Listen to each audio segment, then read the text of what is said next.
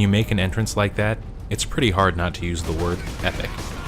You'll find yourself thinking that a lot as you sever limbs off of orcs' bodies, snipe demons off their comfortable perches, and go toe-to-toe with enemies 3 to 4 times your size. In Warhammer 40k Space Marine.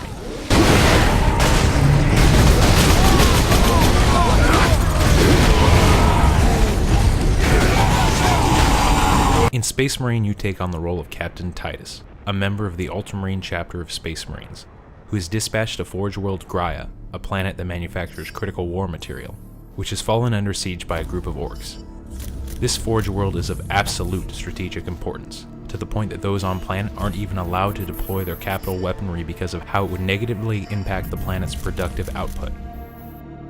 Unfortunately, a sizable human force cannot make it to the planet quickly, so Captain Titus and his fellow Ultramarines are dispatched to stem the tide until the main force can arrive, estimated at sometime between 5 and 37 days after the invasion commenced. And so, in a series of events that are really, really cool, you get to soften up the enemy by securing strategically important targets and generally killing anything that's not human.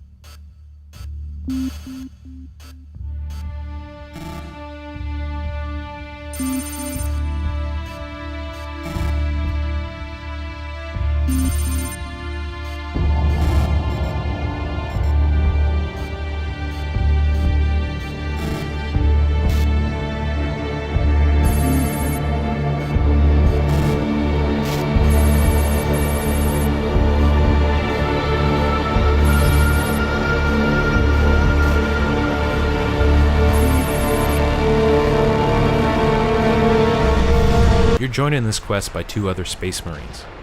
Sidonis is the been there, done that squad veteran whose faith in you is pretty much absolute. Basically, the kind of guy you want to have with you when it's just you against a planet full of orcs. Leandros seems like he is fresh out of Space Marine boot camp, and that he maintains a sort of fundamentalist belief in the Space Marine doctrine that far surpasses that of his squadmates. Evident from the get-go when he complains about using jetpacks to jump out of a dropship, rocketing yourself downwards past all other manner of aircraft, until you land on an orc barge and let the slaughter commence. Either way, the squadmates are really there for the story, and a 4th eventually joins your party, and aren't some kind of overpowered tool you can use to mow down your enemies while you stay comfortably covered behind some crates or some such. No, this Xenocide is all on you.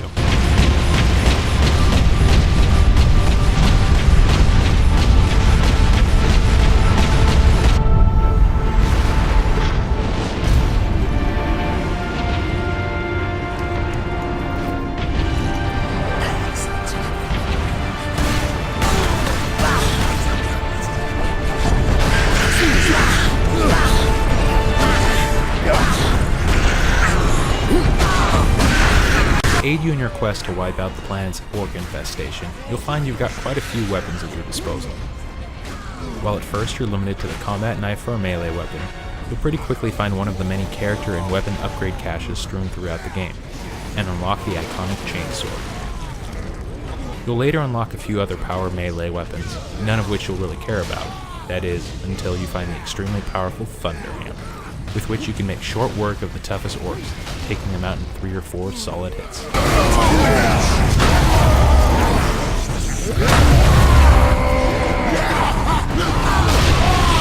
The Thunder Hammer does come with some downsides though, because it limits your normally 4 available ranged weapons down to just your pistol and machine gun slots.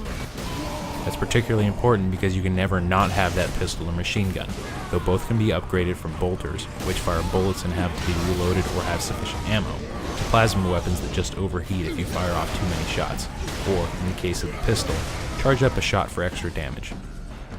This means that your special weapons that you'll lose access to.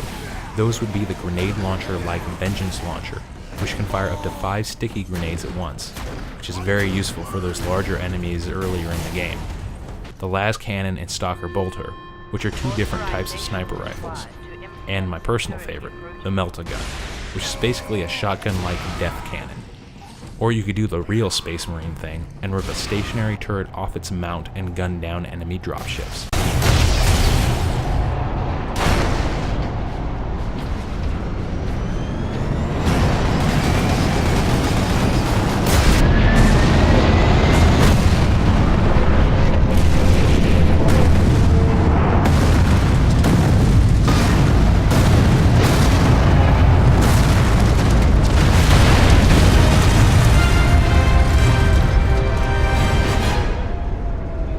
I would just like to say that the combat in Space Marine is fun.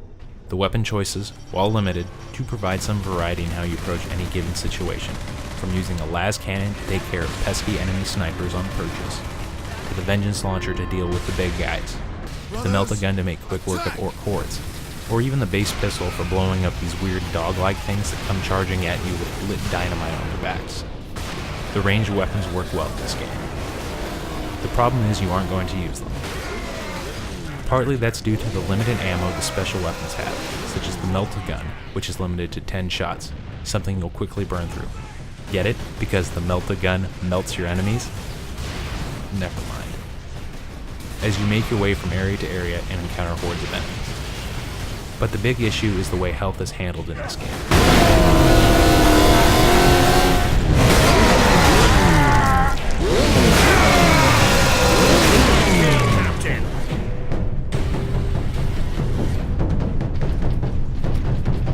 While you will, as you gain upgrades, end up with a decent shield that does regenerate while not taking damage, health is another matter. It doesn't regenerate. There are no health packs or other items you can use. No, if your health is low, the only option is to perform an execution on an enemy. To do this, you must stun an enemy and then hit the appropriate execute key while they still have the stun symbol above their head. This will send you into an animation where you will do some really awesome moves, like hamstringing a demon with a chainsword, getting behind him and proceeding to cut his head off while slitting his throat, or sticking your enemy in the gut with a thunder hammer, only to follow it up with an uppercut to the face. When the animation completes, which is peppered with some nice slow-mo and usually ends in a cloud of red mist, you'll get a nice boost to your health. Though you will take damage the whole time, and there were plenty of occasions I started an execute too late, only to die to gunfire during the middle of it.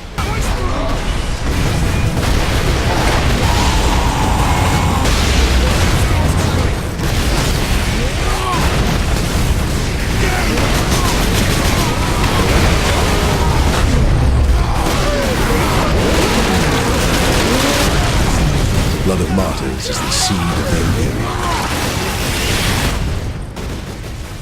The health system wouldn't be such an issue in this game if it didn't seem like you were just as weak as most of the enemies you're fighting. I don't mean this on the damage output side, but that your health seems rather low.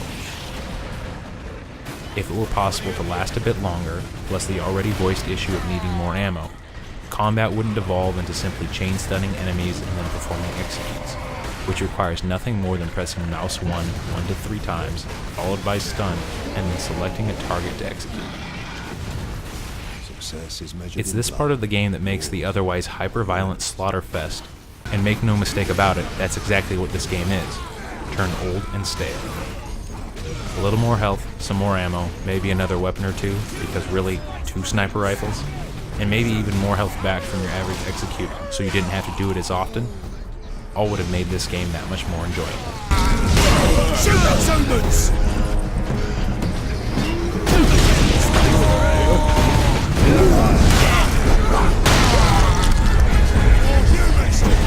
There is one more way you can regenerate your health that I haven't mentioned yet, though it really doesn't factor into what I've talked about already.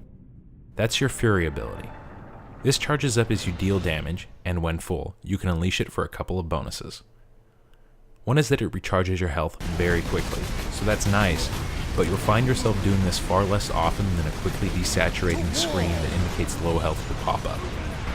The by far more beneficial purpose are the bonuses it gives you to your combat ability.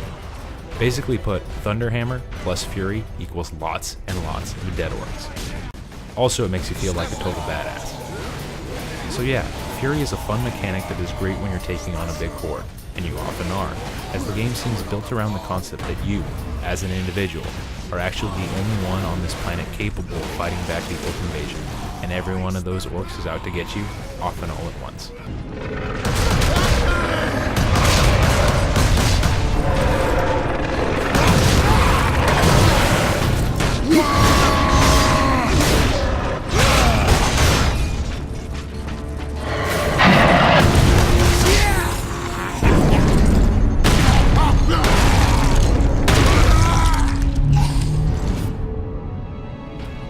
There is one other thing you should know about Space Marine.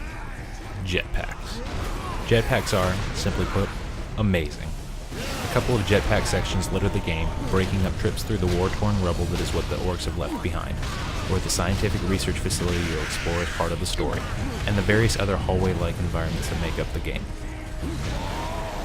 You see, when you find a jetpack, you gain vertical freedom as well, and you'll find yourself able to rocket upwards into the air, nearly hover for a bit, and then target an area on the ground and rocket back downwards, stunning, or at least dealing a lot of damage to, any enemies nearby. This was by far my most enjoyable part of the game, especially when paired with a Thunder Hammer, because who doesn't like jetting down on an enemy only to smash their head in with a hammer that looks like it weighs 500 pounds.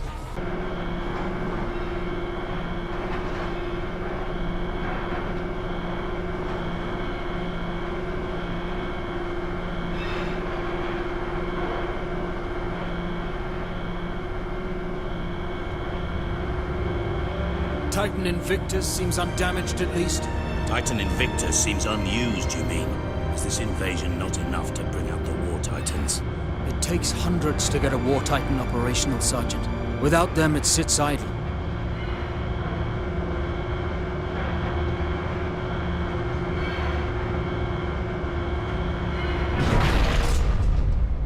All in all, Space Marine is a good third-person smash-em-up type game that satisfies the need for a bit of violence. The story is interesting enough, the combat is pretty basic, but after a while, a bit too repetitive for the spectacularly violent executions to cover up the fact that all you're doing is attacking 3 times, doing an AoE stun, and then executing someone over and over and over. While I put 8 hours into it, I missed a ton of collectibles, some of which explain a bit more about what's going on. And I recognize that, plus a bit more knowledge of the massive Warhammer 40k universe, might help to explain the story of conflict and internal strife a bit more. Though I'm hoping the sequel the game sets up will also cover that. A game worth buying the next time you see it at $10 or less, because in the end, it's a 7 out of 10.